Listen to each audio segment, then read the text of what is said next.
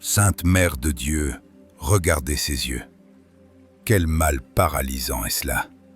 Brigitte, réveille-toi. En cet hiver 1349, dans une chambre de pierre à peine réchauffée par la lueur des bougies, une noble Suédoise était agenouillée en prière quand son corps se figea soudainement. Ses yeux se révulsèrent. Sa respiration s'arrêta. Les deux religieuses qui l'assistaient se précipitèrent, terrifiées à l'idée qu'elle soit en train de rendre l'âme. Mais Brigitte de Suède ne mourrait pas. Elle voyait quelque chose. Quelque chose qui la ferait pleurer pendant 3 jours consécutifs. Quelque chose qu'elle consignerait d'une main tremblante, puis cacherait pendant des années, avant de le révéler enfin à son confesseur. Cette vision ne portait pas sur le meurtre. Elle ne concernait ni le vol, ni l'adultère, ni aucun de ces péchés que l'Église dénonçait du haut des chairs. Il s'agissait de quelque chose de bien plus commun, une faute que presque chaque chrétien commet sans même s'en rendre compte. Et selon ce que le Christ lui montra cette nuit-là, ce péché ne se contente pas de condamner les âmes. Il accélère leur descente dans les ténèbres plus vite que n'importe quelle autre transgression. L'Église possède les documents. Ils ont été authentifiés. Pourtant, la plupart des catholiques n'ont jamais entendu parler de ce que Brigitte a vu. Brigitte n'était pas une mystique isolée, sujette à l'hystérie religieuse. Née au sein de la noblesse suédoise en 1303, mariée à 13 ans, mère de 8 enfants, elle fut dame de compagnie de la reine. Elle connaissait les intrigues de cour, gérait des domaines et négociait des traités. À la mort de son mari en 1344, elle aurait pu vivre confortablement de sa fortune pendant des décennies. Au lieu de cela, elle fit don de tous ses biens.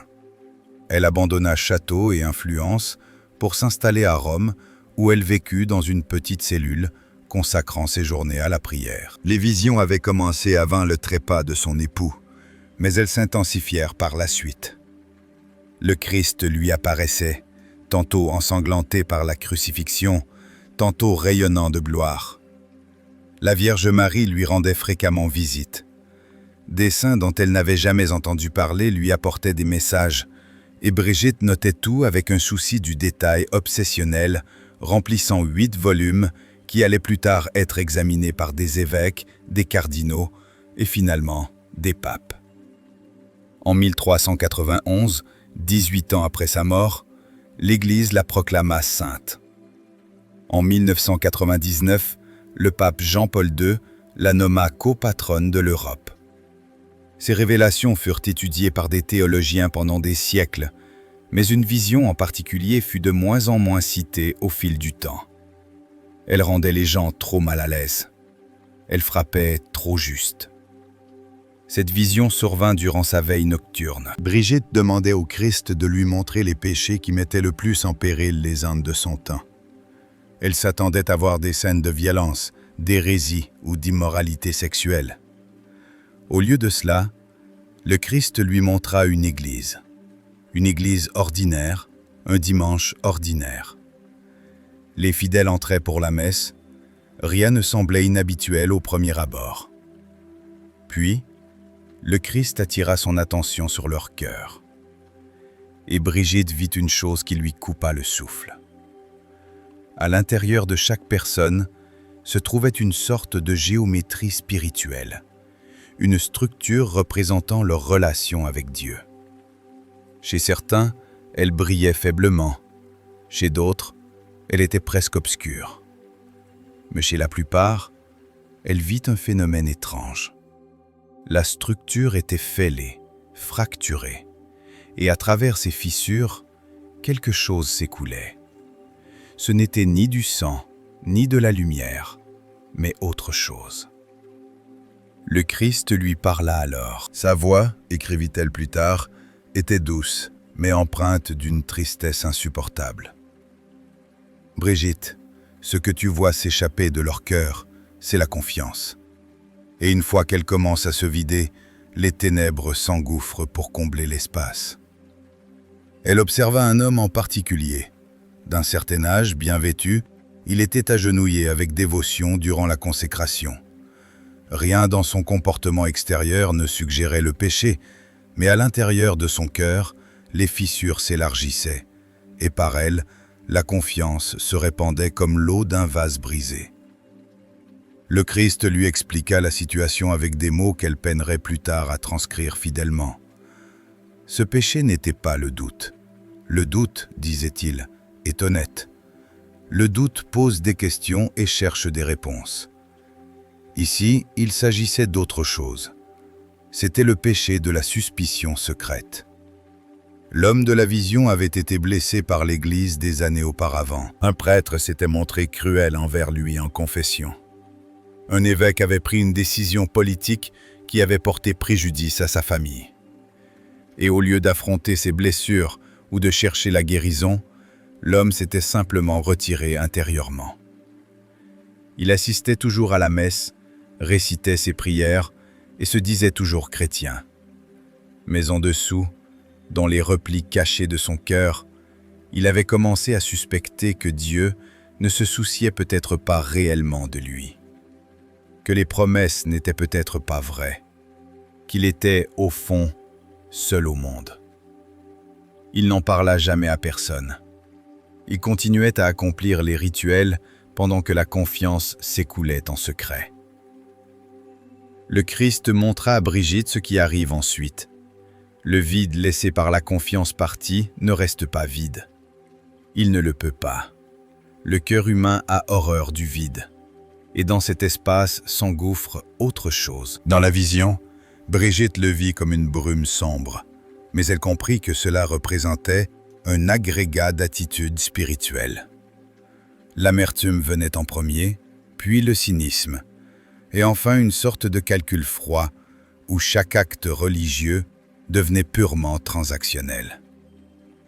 Voici la suite de la traduction, conçue pour capturer la profondeur psychologique et la gravité spirituelle qui caractérise la pensée religieuse française de Pascal à Bernanos. L'homme continuait de se rendre à l'église, mais il tenait désormais une comptabilité mentale de ce qu'il donnait face à ce qu'il recevait. Il priait, mais avec une rancœur sous-jacente, comme si Dieu lui était redevable de sa dévotion. Il aidait son prochain, mais en comptant ses points. Et sous cette surface, cette suspicion secrète croissait comme de la moisissure dans l'obscurité. Peut-être que rien de tout cela n'est réel. Peut-être que je gâche ma vie. Peut-être que Dieu est lointain, indifférent, ou qu'il n'existe tout simplement pas. Mais voici ce qui terrifia le plus Brigitte. Le Christ lui confia que ce péché tue plus vite que tout autre, car celui qui le commet ne réalise même pas qu'il est en danger. Le meurtrier sait qu'il a péché. L'adultère ressent de la culpabilité. Le voleur a conscience d'avoir transgressé les commandements.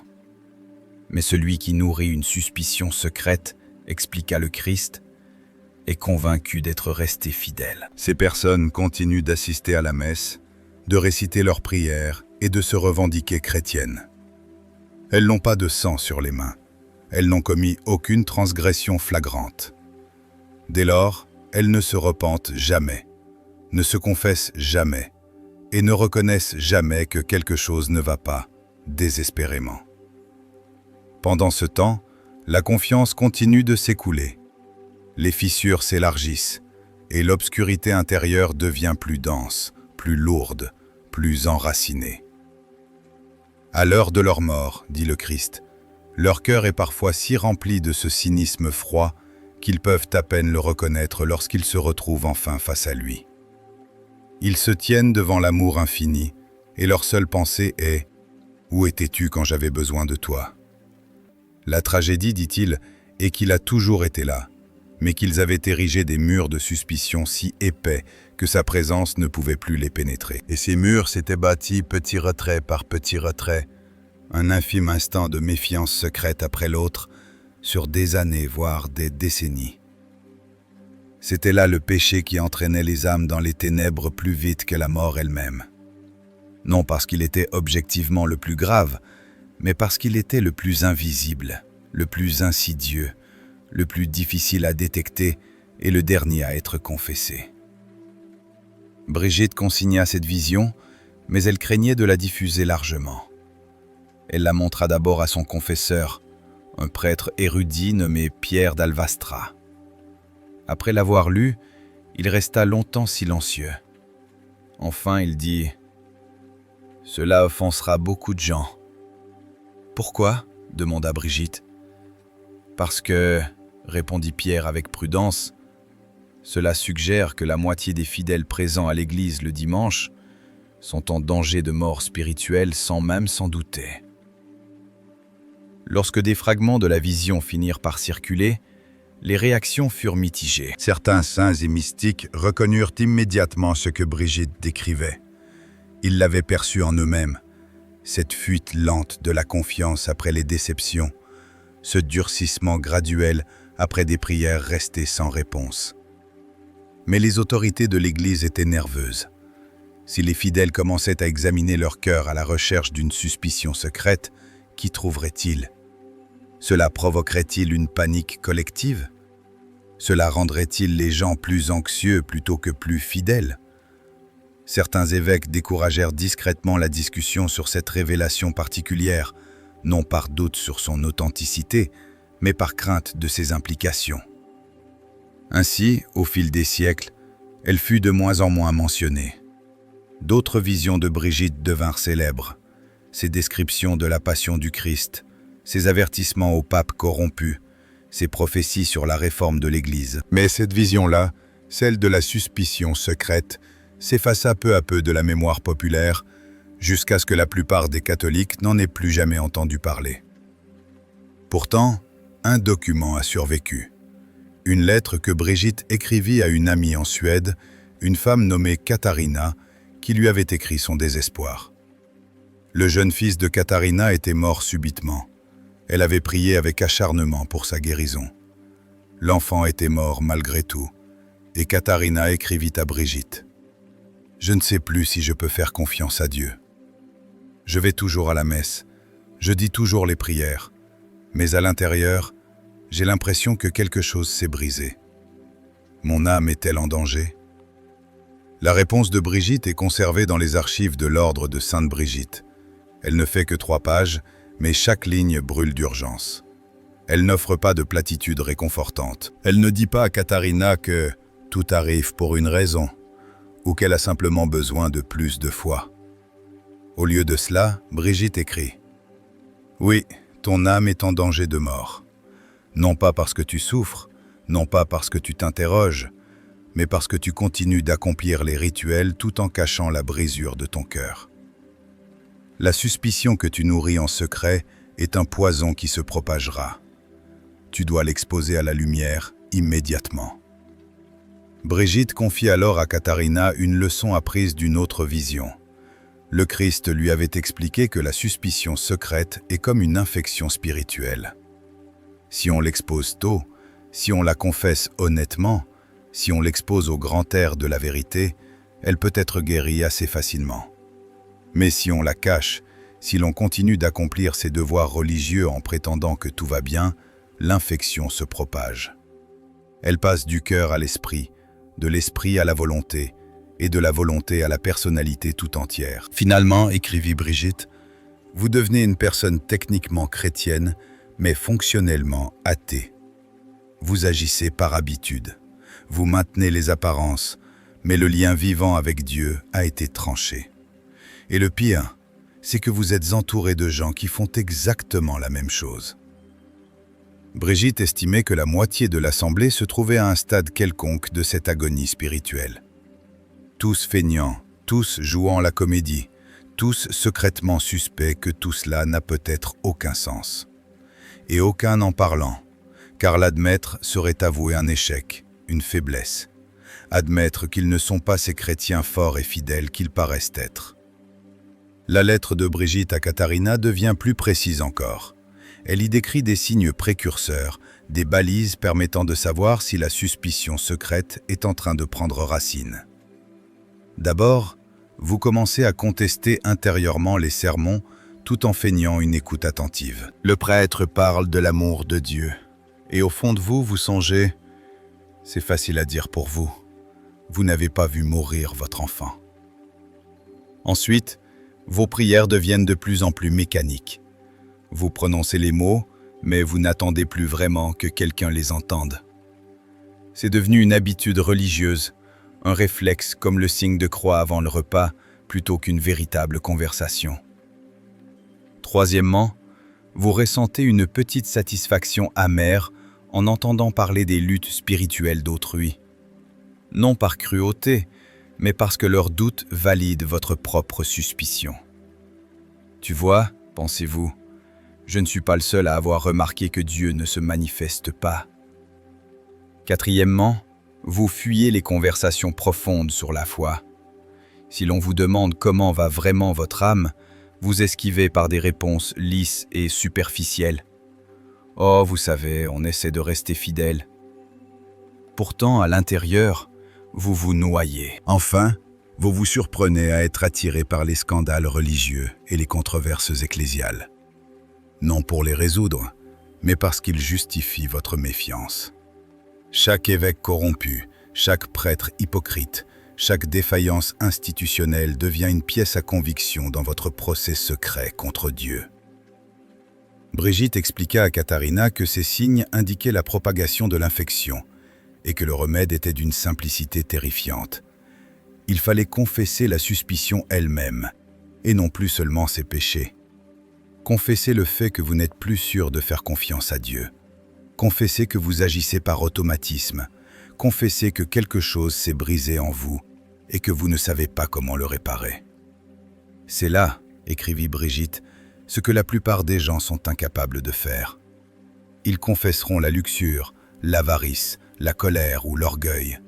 Ils avoueront avoir manqué la messe ou négligé leur prière. Mais entrer dans un confessionnal pour dire « Mon Père, je ne suis plus sûr que Dieu se soucie de moi » ressemble à un aveu de faillite spirituelle si profond qu'il leur semble impardonnable. Alors, ils se taisent. Ils confessent autour du problème. Ils maintiennent la façade et la suspicion continue de croître dans l'ombre. Katharina répondit à Brigitte des mois plus tard. Elle avait suivi son conseil. Elle était allée voir son prêtre et avait prononcé ces mots terrifiants. « Je ne fais plus confiance à Dieu en ce moment. Je suis en colère. Je me sens abandonné. Je viens toujours à l'église, mais mon cœur n'y est plus. » Et le prêtre, loin d'être choqué, s'était contenté de hocher la tête. « Merci pour votre honnêteté. Maintenant, nous pouvons enfin commencer à guérir ce qui est brisé. » Mais ce n'était là que l'histoire d'une seule femme. Qu'en est-il de tous les autres ? Qu'en est-il de ces millions de fidèles qui n'ont jamais lu la lettre de Brigitte, qui n'ont jamais reçu cet enseignement et qui, en ce moment même, sont assis dans une église, la suspicion secrète se propageant dans leur cœur comme un cancer spirituel, sans se douter qu'ils se meurent de l'intérieur. C'est pour cette raison que Brigitte pleura pendant 3 jours après sa vision. Non parce qu'on lui avait montré l'enfer ou des tourments démoniaques, mais parce qu'elle avait vu des chrétiens ordinaires, pétris de bonnes intentions, s'asphyxier lentement, tandis que leur entourage les croyait sains et saufs. Elle vit les masques, la mise en scène, et comprit que ce faux semblant collectif tuait les âmes plus sûrement que n'importe quel démon. Un démon est un ennemi identifiable. On peut combattre un démon, résister à une tentation. Mais comment lutter contre ce dont on ignore l'existence ? Comment résister à un péché qui se déguise en fidélité ? Il existe une autre partie de la vision que Brigitte a consignée, mais rarement mentionnée publiquement. Le Christ lui montra à quoi ressemble la suspicion secrète du point de vue du ciel. Pour les anges et les saints, une personne habitée par ce péché apparaît enveloppée d'un film grisâtre. Ce n'est pas sombre comme le péché mortel, ni lumineux comme la grâce. C'est gris, opaque, étouffé. Les prières de cette personne atteignent encore le ciel, mais elles sont déformées, comme si l'on tentait de parler à travers une vitre épaisse. Les mots sont là, techniquement, mais la connexion est rompue. Dieu les entend, expliqua le Christ, mais la personne a cessé d'écouter la réponse. Elle prie par obligation, non par espérance. Avec le temps, ce film gris s'épaissit. Cela commence comme un voile ténu, facile à déchirer par un instant d'honnêteté. Mais au fil des années de silence, le film devient une coque, puis un cocon, et enfin une prison. Certains finissent si emmurés qu'ils deviennent inaccessibles, bien que pratiquants. Dieu les appelle, le Christ frappe à la porte de leur cœur, l'Esprit Saint s'agite autour d'eux, mais ils ne perçoivent plus rien. La coque est trop épaisse. C'est ce qui fit pleurer Brigitte le plus amèrement. Beaucoup meurent ainsi emprisonnés. Ils reçoivent les derniers sacrements, un prêtre les oint, on prie à leur chevet, et ils passent dans l'éternité toujours enveloppés dans cette prison grise qu'ils ont eux-mêmes bâtie. « Que se passe-t-il alors ?» demanda Brigitte au Christ. « Qu'advient-il d'une âme qui meurt dans cet état ?» La réponse fut plus complexe qu'elle ne l'imaginait. Il lui dit que l'âme elle-même n'est pas damnée. La suspicion n'est pas le péché impardonnable. Mais la personne est si habituée à sa propre méfiance que, même face à Dieu, elle peine à le reconnaître. « Imaginez, lui dit le Christ, passez votre vie entière à suspecter qu'une personne prétendant vous aimer vous est en réalité indifférente. Puis vous mourrez et découvrez que cette personne était réelle, aimante et présente à chaque instant. La joie devrait être immense, mais le premier sentiment est une honte écrasante, car vous réalisez que vous avez gaspillé des années d'intimité. Vous vous êtes tenu à distance de l'amour infini parce que vous nourrissiez cette suspicion secrète. Certaines âmes, dit le Christ à Brigitte, s'adaptent vite. La coque se brise, le film gris se dissout. Elle tombe dans les bras de Dieu et pleure de soulagement. Mais d'autres luttent. L'habitude de la méfiance est si ancrée qu'en plein cœur de l'éternité, elles hésitent encore, calculant si Dieu est vraiment digne de confiance. La tragédie, conclut-il, est que chaque instant de cette hésitation est une souffrance choisie, alors que le paradis est là, juste devant elles. L'intimité totale avec Dieu demeure accessible, mais ces âmes restent sur la défensive, se protégeant encore, incapables de s'abandonner pleinement. Brigitte demanda si ces âmes guérissaient un jour. Le Christ répondit par l'affirmative, mais précisa que le processus peut être long, douloureusement long. Car le seul remède est le même dans la mort que dans la vie, l'aveu sincère. L'âme doit enfin admettre, sans mécanisme de défense ni justification, qu'elle a eu tort de suspecter, tort de se retirer et tort de bâtir des murailles. Et cet aveu, pour celui qui a passé des décennies à soutenir le contraire, peut ressembler à une seconde mort. C'est le trépas du « faux moi », ce moi qui prétendait que tout allait bien, qui pensait tout maîtriser et n'avoir besoin d'aucune aide. Ce faux moi doit s'effondrer totalement avant que l'être véritable puisse émerger et recevoir enfin ce qui lui a toujours été offert. C'est pourquoi le Christ qualifia ce péché de voleur d'âme, plus rapide que la mort. Non parce qu'il condamne nécessairement à l'enfer, mais parce qu'il dérobe des décennies d'intimité possible avec Dieu, ici-bas et potentiellement dans l'au-delà. Un meurtrier qui se repent sur son lit de mort peut entrer au ciel immédiatement. Une prostituée qui s'abandonne à la miséricorde divine à son dernier souffle peut être sauvée à l'instant même. Mais un paroissien respectable, ayant nourri une suspicion secrète pendant 40 ans, pourrait passer des éons en purgatoire, simplement pour réapprendre à faire confiance, à baisser la garde, à croire que l'amour est réel et qu'il a le droit de le recevoir. Après la mort de Brigitte, ses disciples les plus proches tentèrent d'attirer l'attention des autorités ecclésiastiques sur cette révélation particulière. Une religieuse brigittine, nommée Ingred, écrivit au Saint-Siège en 1380, 7 ans après le rappel à Dieu de la sainte. Des fragments de cette lettre subsistent. Ingred y disait « Mes sœurs et moi avons observé ce que notre mère Brigitte décrivait. Nous le voyons partout. De bons chrétiens qui assistent à chaque messe, suivent chaque règle, mais dont le cœur s'est secrètement fermé. Spirituellement, ce sont des morts vivants, et personne ne les avertit, car ce n'est pas un péché scandaleux, c'est une mort silencieuse.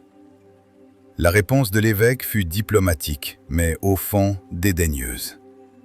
Tout en reconnaissant la sainteté de Brigitte, il suggéra que cette vision s'adressait peut-être uniquement à certaines âmes tourmentées par la scrupulosité. La plupart des chrétiens, laissait-il entendre, n'avaient pas à s'en inquiéter. Ingrid répliqua avec plus de force encore. « Monseigneur, avec tout le respect que je vous dois, vous faites erreur. Il ne s'agit pas d'âmes scrupuleuses qui s'inquiètent trop. Il s'agit d'âmes complaisantes qui ne s'inquiètent plus du tout. Ce sont des gens qui se croient saints alors qu'ils agonisent. Et si l'Église ne les avertit pas, qui le fera ? » L'histoire n'a gardé aucune trace d'une seconde réponse de l'évêque.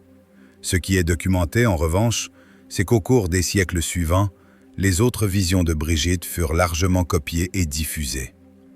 Ses descriptions de la Passion devinrent populaires, ses avertissements au clergé corrompu furent cités par les réformateurs. Mais la vision sur la suspicion secrète disparut peu à peu des manuscrits abrégés et des recueils de dévotion. Pourquoi ? Un historien s'étant penché sur cette omission suggère qu'elle était tout simplement trop dérangeante. Pas dérangeante comme les visions de l'enfer, qui effraient mais incitent finalement à la vertu. Elle l'était d'une manière différente. Elle suggérait que la bonne conduite ne suffit pas, que l'on peut tout accomplir parfaitement à l'extérieur, tout en mourant à l'intérieur. C'est un message bien plus difficile à prêcher et à gérer. Comment diagnostiquer un tel mal? Comment distinguer une suspicion secrète d'une simple lassitude spirituelle passagère? La vision ouvrait plus de questions qu'elle n'apportait de réponses. Ainsi, avec le temps, elle fut discrètement mise de côté. Mais la réalité décrite par Brigitte ne s'est jamais éteinte. À chaque génération, des hommes et des femmes se sont reconnus dans cette vision. Des gens qui accomplissent les bons gestes, mais ne ressentent plus rien, dont la pratique est impeccable alors que leur âme a froid. Des gens enveloppés, selon l'expression de Brigitte, d'un film gris. L'un d'eux fut un prêtre français du XVIIe siècle nommé Jean-Baptiste. Il vivait bien après la publication des visions, mais un exemplaire parvint jusqu'à son monastère. En lisant le passage sur la suspicion secrète, il fit ce qu'il décrivit plus tard comme une dépression totale, car il comprit qu'il était cet homme dans l'Église vu par Brigitte. Ordonné 15 ans plus tôt avec une dévotion sincère, il avait vu sa confiance s'éroder sous le poids des déceptions, des prières non exaucées et de la souffrance des innocents. Il disait toujours la messe, confessait toujours, mais il avait commencé à suspecter que tout cela n'était qu'une vaste mise en scène. Peut-être que le pain et le vin ne devenaient rien. Peut-être que les confessions ne dissolvaient aucune faute. Il n'était qu'un acteur dans un rituel élaboré, mais vide de sens. Le pire, nota Jean-Baptiste dans son journal, était qu'il s'était convaincu que cette suspicion secrète le rendait plus mûr, plus réaliste et moins naïf que les simples croyants. Il prenait son cynisme pour de la sagesse, pour une sophistication spirituelle. Il regardait les religieuses prier avec larmes et pensait « Pauvre femme, si seulement elle savait ». Il entendait les paysans se confesser de tout leur cœur et se sentait supérieur, plus lucide, moins dupe. La lecture de la vision de Brigitte brisa cette illusion. Il vit soudain sa sophistication pour ce qu'elle était réellement, un mécanisme de défense, une façon de se protéger d'éventuelles déceptions futures en décrétant par avance que rien n'avait d'importance. Il comprit avec horreur qu'il était en train de mourir spirituellement tout en remplissant ses devoirs religieux à la perfection. Il était l'âme grise, celui qui maintenait les apparences tout en se flétrissant, celui qui, face à Dieu, peinerait à le reconnaître tant les murs étaient épais. Le journal de Jean-Baptiste relate la suite. Sa foi ne revint pas d'un coup. Ce n'est pas l'histoire d'une guérison instantanée. Au lieu de cela, il fit la seule chose que la vision de Brigitte recommandait. Il confessa la suspicion elle-même. Il se rendit auprès de son abbé et prononça des mots qu'il n'avait jamais prévu de dire. « Mon père, je ne suis plus certain de croire en Dieu. Je dis toutes les prières, je célèbre toutes les messes, mais au-dedans, j'ai l'impression de n'être qu'un automate.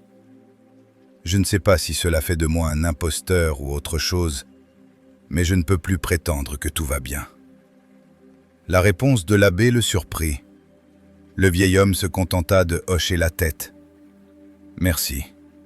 Maintenant, nous pouvons commencer le vrai travail. » Jean-Baptiste lui demanda ce qu'il entendait par là. L'abbé expliqua. « Tant que vous prétendiez que tout allait bien, je ne pouvais pas vous aider. Votre âme était verrouillée. Mais maintenant que vous avez ouvert la porte, ne serait-ce qu'un entrebâillement, la grâce peut entrer.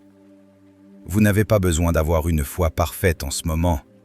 Vous avez seulement besoin d'une honnêteté parfaite. » Les mois suivants, les journaux de Jean-Baptiste témoignent d'un dégel lent et douloureux. Pas de vision dramatique ni d'expérience mystique, juste un passage graduel du gris vers la lumière. Il recommença à ressentir de petites choses, un instant de paix véritable durant l'oraison, un élan de compassion réelle pour un pénitent, une certitude soudaine et inattendue lors de la consécration que quelque chose se passait réellement. Il écrivit « Je crois comprendre maintenant ce que Brigitte a vu. Le péché n'est pas le doute. Dieu peut travailler avec un doute honnête. Le péché, c'est la mise en scène, le simulacre, le maintien des apparences alors que le cœur s'est retiré. Car tant que vous jouez la comédie, vous êtes enfermé. Vous avez bâti votre propre prison. Et la seule clé est cet aveu terrifiant. Je ne vais pas bien. Quelque chose est brisé et j'ai besoin d'aide. » Des années plus tard, après avoir recouvré assez de force pour reprendre son ministère, Jean-Baptiste devint célèbre pour son accompagnement des âmes découragées.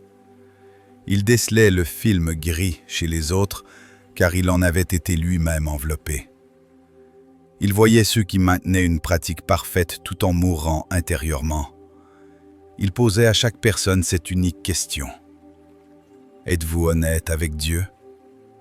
Non pas « croyez-vous correctement » ou « suivez-vous toutes les règles », mais simplement « êtes-vous honnête » Car, écrivait-il, Dieu ne peut rien faire de nos faux semblants, mais il peut tout faire de notre honnêteté. Même si cette honnêteté se résume à « je suis ici parce que je dois l'être, mais je ne ressens rien. Je ne suis pas sûr de te faire confiance. Je ne sais même pas si tu m'écoutes. Mais je te le dis quand même, car je ne sais plus quoi faire d'autre. » Cette prière, selon Jean-Baptiste, valait plus que 1000 rosaires récités parfaitement avec un cœur secrètement suspect. Sous ce récit se cache une question théologique que les interprètes de Brigitte ont longuement explorée. Pourquoi la suspicion secrète est-elle si périlleuse? Pourquoi est-elle pire que des péchés objectivement plus graves? Au XVe siècle, une théologienne médiévale, Christine de Marquat, écrivit un commentaire sur les visions de Brigitte. Elle soutenait que la suspicion secrète est unique car elle attaque le fondement même de la vie spirituelle, la relation. Tout autre péché, écrivait Christine, reconnaît au moins qu'il existe une relation à transgresser. L'adultère pèche contre la relation, mais admet que la relation existe. Le voleur lèse son prochain, mais admet l'existence du prochain. Même l'hérétique débat des termes de sa relation avec Dieu. Mais celui qui nourrit une suspicion secrète efface lentement la catégorie même de relation. Il réduit Dieu. De personne, il en fait un concept. De père, un principe philosophique. D'amant, une force cosmique lointaine. Et une fois cette réduction opérée, plus rien ne compte. On ne peut pas pécher contre un concept On ne peut pas se repentir devant un principe. On ne peut pas se réconcilier avec une force lointaine. Toute la mécanique de la vie spirituelle présuppose une relation réelle, que Dieu n'est pas seulement réel, mais présent, connaissable et capable de répondre. La personne enveloppée de suspicion a subtilement redéfini Dieu comme une entité qui ne requiert pas sa confiance, puisqu'elle n'offre plus de relation. C'est pourquoi, selon Christine, le Christ montra ce péché à Brigitte. C'est celui qui rend tout remède spirituel inutile. Vous ne pouvez pas vous confesser de manière significative si vous suspectez que la confession n'est qu'un monologue. Vous ne pouvez recevoir la communion si vous suspectez que ce n'est que du pas. Le système sacramentel et la vie de l'Église reposent sur la confiance. Non pas une confiance parfaite ou sans nuage, mais la confiance fondamentale qu'il y a quelqu'un, que le lien est possible, que Dieu est une personne réelle qui vous connaît et vous aime. La suspicion secrète ronge ses fondations, et quand elle se fissure, tout l'édifice devient instable. C'est pour cela que Brigitte pleura 3 jours. Elle voyait combien d'âmes vivaient sur des fondations brisées, à un cheveu de l'effondrement total. Que cela signifie-t-il pour nous, 700 ans plus tard? D'abord, nous devons être assez honnêtes pour reconnaître ce schéma en nous. Sommes-nous dans l'automatisme religieux alors que notre feu intérieur s'est éteint? Entretenons-nous les apparences tout en soupçonnant que tout cela est vain? Ensuite, si nous percevons ne serait-ce qu'une trace de ce mal, le remède reste le même. Confesser la suspicion elle-même. Avouer que nous ne sommes plus sûrs de faire confiance à Dieu. Il ne s'agit pas de se forcer à ressentir des émotions absentes ou de feindre une certitude que l'on n'a pas. Il s'agit d'honnêteté, traîner ce qui est caché vers la lumière. La suspicion secrète prospère dans l'ombre. Formulée à voix haute et confessée, elle perd son pouvoir. Enfin, il faut de la compassion pour la banalité de ce mal. Si Brigitte estimait que la moitié des fidèles luttaient contre cela, c'est que c'est humain. Ce n'est pas une défaillance unique, c'est notre condition dans un monde où les prières semblent parfois s'évanouir dans le silence. Mais Brigitte ajoute une parole cruciale. Dans une vision ultérieure, le Christ lui dit qu'il ne tient jamais rigueur de cette suspicion à une âme qui tente honnêtement de la combattre. Le péché est dans la dissimulation, dans le phare de la fausse dévotion.